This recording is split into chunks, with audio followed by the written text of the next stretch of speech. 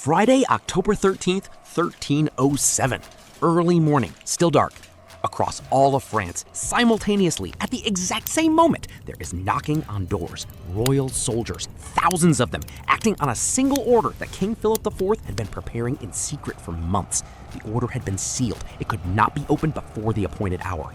And now that hour had come. In a single night, thousands of Knights Templar are arrested. The wealthiest, most powerful military order in the history of Europe, destroyed in a matter of hours. Torture, burning at the stake, confiscation of everything they owned. From that night forward, the number 13 combined with Friday came to mean one thing: catastrophe. But wait, because the story of this number began long before the Templars, and it did not end in medieval France. It ended in 1980, when one Hollywood film came out, and that film transformed an ancient superstition into a global panic that lives to this day.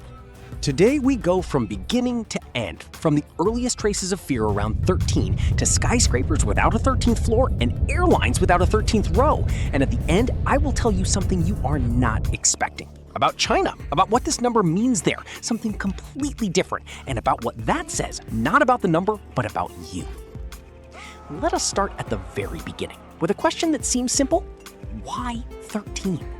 Out of all numbers, why this one? Why not 11, not 17, not 22? What is so special about 13? The answer begins with 12.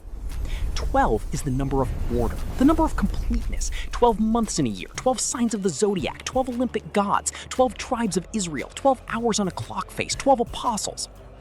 In every great ancient civilization, 12 meant one thing. Everything is in place. Everything is right. The circle is closed. And 13 is 12 plus one extra, the one who had no place in the system, the one who broke the order simply by existing. And here is what is fascinating. 3 completely different civilizations, independently of one another, arrived at the same conclusion about 13, around the same time, without knowing about each other. The first is Babylon, one of the oldest legal codes in human history, the Code of Hammurabi, 18th century BC. Its laws are numbered, and in this list, the 13th paragraph is deliberately missing. It simply does not exist. The list goes from 12 straight to 14. Scholars still debate whether this was accidental or intentional, but the fact remains, 3,000 years ago, someone in Babylon decided that the number 13 was better off not existing. The second civilization is Scandinavia. In Norse mythology, there were 12 gods of Asgard, a perfect pantheon, a perfect number. And one day, a 13th arrived, uninvited, Loki, the god of chaos who nobody had called. It was he who that night arranged the death of Baldur, the most beloved of all gods. Baldur was light, joy, hope. After his death, the world began moving toward Ragnarok, the end of everything. The 13th guest destroyed a perfect world. The third and most well-known is Christianity, the Last Supper, 13 people at the table, 12 apostles and Jesus. The 13th was Judas. The following day, the crucifixion. 3 civilizations, 3 stories, 1 structure. There were 12, a 13th arrived, and everything collapsed. This is not a coincidence. It tells us something very specific about how the human mind works. We see a system, and we fear whatever disrupts that system. 13 is not a bad number in itself. It is bad because it is the extra one, because it does not fit. If you are enjoying the way we break things apart here, subscribe right now, because what comes next is even more interesting. Next is the night of October 13th, 1307, and the story of how one greedy king destroyed an entire order and accidentally created the defining superstition of the Western world. But before we get there, I want you to imagine something. Imagine you are living in early 14th century Europe. You know the story of Judas. You know the story of Loki. You already feel slightly uneasy about 13. Not strongly, just somewhere at the edge of your mind, this number feels wrong. And then Friday arrives, October 13th, 1307. And in a single night, thousands of people disappear. After that night, 13 stopped being merely an uncomfortable number. It became the number of catastrophe, the number that made people look over their shoulder. And here is exactly how it happened. The Templars. If you have heard this word, most likely in the context of conspiracy theories, Hollywood films, or the Da Vinci Code. But the real history of the Templars is far more interesting than any fiction, and far darker. Let us start with who they actually were. 1119. Jerusalem has just been captured by the Crusaders. Thousands of Christian pilgrims are making their way to the Holy Land, and thousands of them are dying on the road. Robbery, murder, no protection whatsoever. 9 French knights decide to change this. They take vows of poverty, celibacy, and obedience, and dedicate themselves to protecting pilgrims on the roads of the Holy Land. The King of Jerusalem gives them a place to live, in the wing of his palace, built on the site of the Temple of Solomon. Hence the name, Knights of the Temple, Templars. Over 200 years, from 9 volunteers, they became the most powerful military and financial force in Europe. 20,000 knights and brothers, castles across the entire continent, a fleet, and, most importantly, money. The Templars invented the first banking transfer system in history. A pilgrim could deposit gold in Paris, receive an encrypted document, and withdraw an equivalent sum in Jerusalem. No risk of carrying gold across dangerous roads. This was the prototype of the modern bank check, 700 years before modern banking existed. Through this, the Templars became lenders to kings. Literally, European monarchs borrowed money from them, including the French king Philip IV. And this is where the real story begins. Philip IV, handsome, intelligent, completely without principles. He was called Philip the Fair. He waged wars, spent lavishly, waged more wars. By the early 14th century, he owed the Templars an enormous sum, a sum he could not repay. He had 2 options: repay the debt or destroy the creditors. He chose the second. But destroying the Templars was not simple. They answered only to the Pope, not to kings, not to local authorities. They had castles, weapons, trained warriors. A direct attack was impossible. Which meant accusations were needed. Philip began preparing in secret. His agents gathered testimonies, mostly from former Templars who had been expelled from the order for violations, men who had their own scores to settle. Under pressure, under threat, and sometimes under torture, they gave the statements that were needed. The charges were chosen perfectly: heresy, idol worship, renouncing Christ during secret rituals, obscene ceremonies, everything that would send a medieval person into absolute horror. There was no evidence, but in 1307, evidence was not required. All that was needed was an accusation and a royal order. The order was written in advance, sealed, distributed across all of France with instructions, open only at the appointed hour. No leaks, no warnings. Friday, October 13th, at dawn. In a single night, hundreds of Templars across France were arrested. The Grand Master of the Order, Jacques de Molay, seized personally. Interrogations began, then torture. Under torture, many confessed to everything demanded of them, including things they had never done. 2 years later, Jacques de Molay and several other senior leaders of the order were burned at the stake in Paris, right on an island in the middle of the Seine so the entire city could watch. According to legend, standing in the flames, de Molay cursed Philip the Fair and Pope Clement. He said both would die within a year. The Pope died within a month. Philip within 8 months. Coincidence? Medieval people did not think so. After that night, the 13th day of Friday began to carry a very specific image. Not an abstract fear, not an ancient superstition, but a living memory of thousands of people seized in the darkness, of torture, of burning pyres, of the curse of a Grand Master dying in the flames. This was no longer just a number. This was a date, and that date felt like a warning. But wait, because here is something very important that most people do not know. The phrase Friday the 13th as a single symbol of misfortune, it is not medieval. It appeared much later. In the 19th century, Friday on its own was considered an unlucky day. Traditionally, in Christian culture, this was the day of the crucifixion. And 13 on its own was already suspicious, for all the reasons we have covered, but they existed separately. They came together in 1907. American banker and stock market speculator Thomas Lawson wrote a novel titled Friday the 13th, a novel about stock market panic, manipulation, collapse. The book became a bestseller. For the first time in history, these two fears, Friday and 13, were placed side by side in the title of a mass market publication. And then, 1980, Hollywood. Friday the 13th is released, a slasher film, a killer, a lake, teenagers, blood.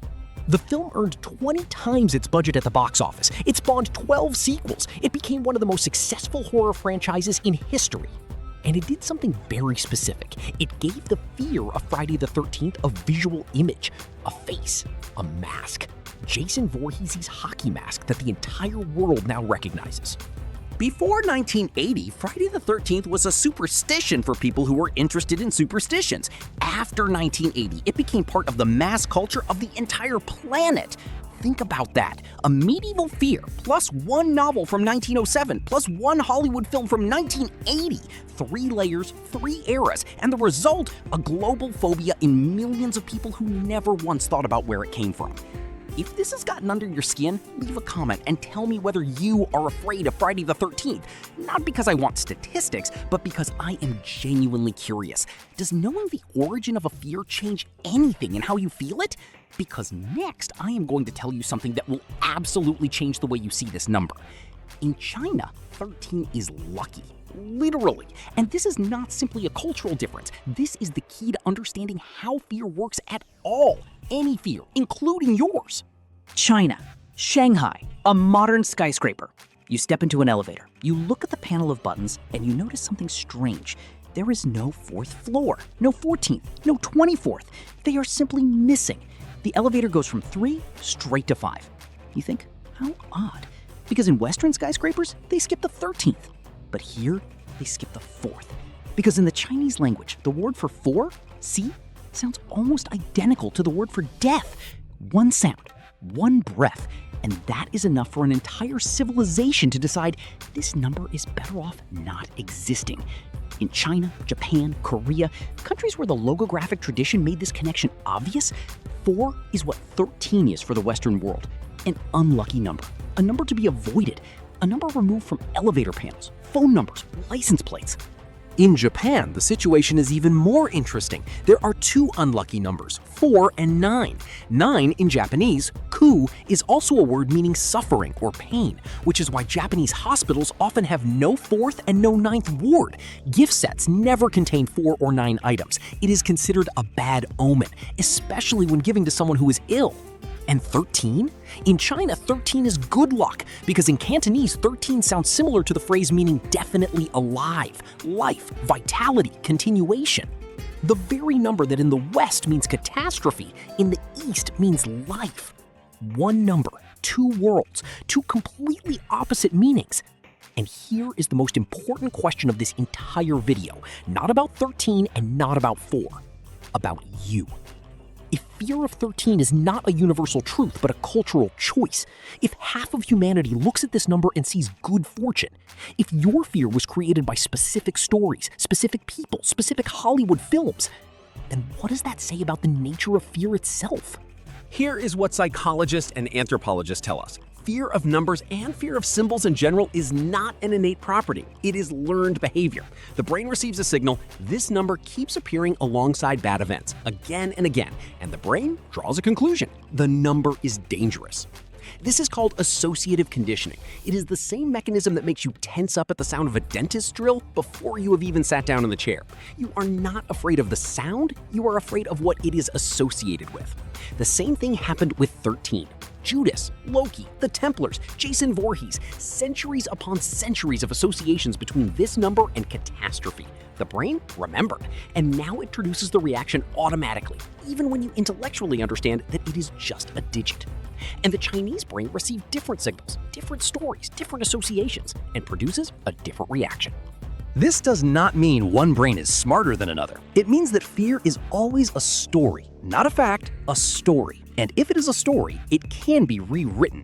But here is what is interesting. Most people do not want to rewrite this story, and that too is not accidental. Triskaidekaphobia, the official medical name for fear of the number 13, exists in diagnostic manuals. It is a recognized phobia. By various estimates, between 8 and 10% of the population of Western countries experience real discomfort connected to this number. Not just a vague, well, you never know, but genuine anxiety. And business noticed this long ago. Airlines removed the 13th row of seats, not because it is more dangerous there, but because passengers refused to sit there and airlines were losing money on empty seats. Easier to remove the number. Hotels remove the 13th floor. A study conducted in the United States found that more than 80% of American skyscrapers have no button with the number 13 in the elevator. The floor exists physically, but it is called the 14th. Developers sell apartments on the 14th floor at higher prices than they would sell a 13th, simply by renaming it. Friday the 13th cost the American economy by various estimates between $800 million and $9 billion per year. People cancel business meetings, postpone weddings, abandon travel plans, stay home. A number, just a number, creating economic damage comparable to a small natural disaster. And you know what is most remarkable? Statistics do not confirm that Friday the 13th is more dangerous than other days.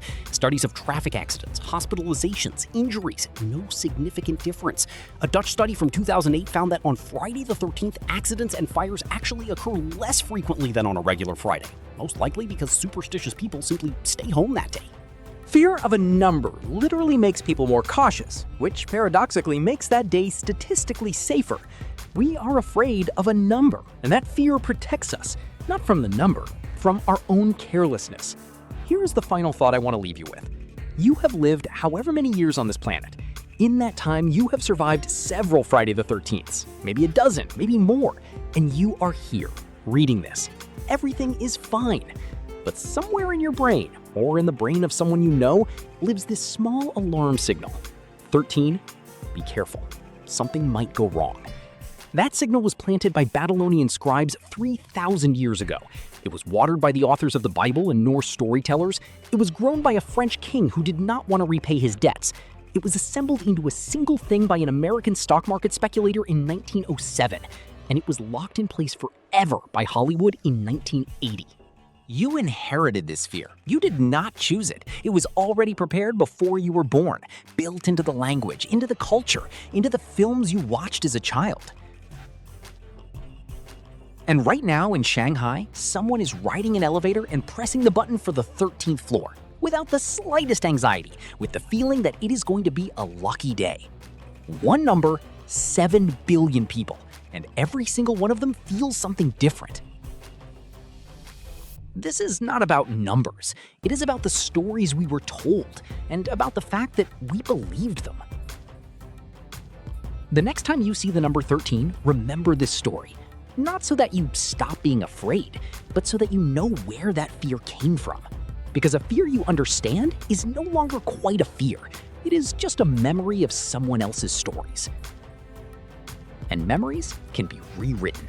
If this video changed something in the way you look at ordinary things, hit like! It is a signal that I should keep digging, keep going deeper, keep finding more stories like this one, because there are many of them. Behind every symbol you use every day stands exactly this kind of chain: fear, power, coincidence, and Hollywood at the end. Next video, the evil eye, the oldest fear in human history. It appeared simultaneously in Mesopotamia, Egypt, Greece, and India, in civilizations that had no contact with one another. Why did the entire world independently arrive at the same terror of a stranger's gaze? And why this fear is still alive today, even in people who consider themselves completely rational? See you there.